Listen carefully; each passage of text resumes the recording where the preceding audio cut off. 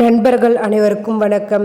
இன்னைக்கு நம்ம வீடியோவில் 12 லட்சம் வரை வரி இல்லை, எப்படி கணக்கிடுவது தெரியுமா? இந்த வீடியோவை ஸ்கிப் பண்ணாமல் முழுமையாக பாருங்கள். ஃபர்ஸ்ட் டைம் நம்ம சேனலை பார்க்குறவங்க மறக்காமல் லைக் பட்டனை தட்டி விட்டுருங்க. அண்டு நம்ம சேனலை சப்ஸ்கிரைப் பண்ணிக்கோங்க.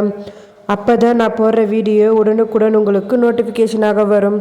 வாங்க வீடியோக்குள்ளே போகலாம். மத்திய பட்ஜெட்டில் நிதியமைச்சர் நிர்மலா சீதாராமன் யாரும் எதிர்பாராத வகையில் அதிரடியான புதிய வருமான வரி திட்டத்தை அறிவித்தார். அதன்படி 12 லட்சம் வரையில் டாக்ஸ் ரிப்போர்ட் கீழ் 0 வருமான வரி என அறிவித்துள்ளார். அறிவிப்பின் மூலம் ₹1 கோடி பேர் இனி வருமான வரி செலுத்த தேவையில்லை எனவும் கூறப்பட்டுள்ளது. 12 லட்சம் வரை வருமான வரி செலுத்த தேவையில்லை என அறிவித்தாலும் அதை தாண்டி பல சலுகைகள் புதிய வருமான வரியின் முறையின் கீழ் உள்ளது. இதன் மூலம் மாதள சம்பளக்காரர்கள் 13.7 லட்சம் பேர் வரையில் வருடாந்திர சம்பளம் பெறுவோர் இனி ₹1 கூட வரி செலுத்த வேண்டிய அவசியமில்லை என கூறப்படுகிறது. இதை எப்படி கால்குலேட் பண்ணுறதுன்னு பார்க்கலாமா? புதிய பட்ஜெட்டில் 12 லட்சம் வரை வருமான வரி இல்லை என்பது தொடர்பாக சில குழப்பங்கள் நிலவுகிறது. அதை எளிமையாக புரிந்து கொள்ள இதுவும் உதவும்.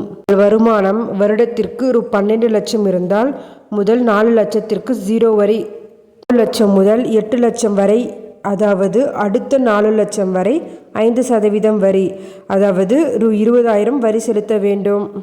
8 லட்சம் முதல் 12 லட்சம் வரை, அதாவது மற்றொரு 4 லட்சத்திற்கு 10% வரி, ஆக மொத்தம் 40,000 செலுத்த வேண்டும்.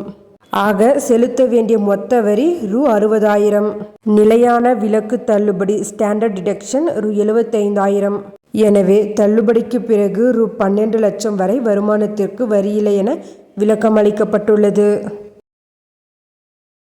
இந்த தகவல் மிகவும் பயனுள்ளதாக இருக்கும். மேலும் இதுபோல கவர்மெண்ட் அறிவிப்புகள், அனைத்து உண்மை அறிவிப்புகளும் உடனுக்குடன் தெரிந்து கொள்ள நம்ம சேனலை சப்ஸ்கிரைப் பண்ணிக்கோங்க, ஷேர் பண்ணுங்கள்.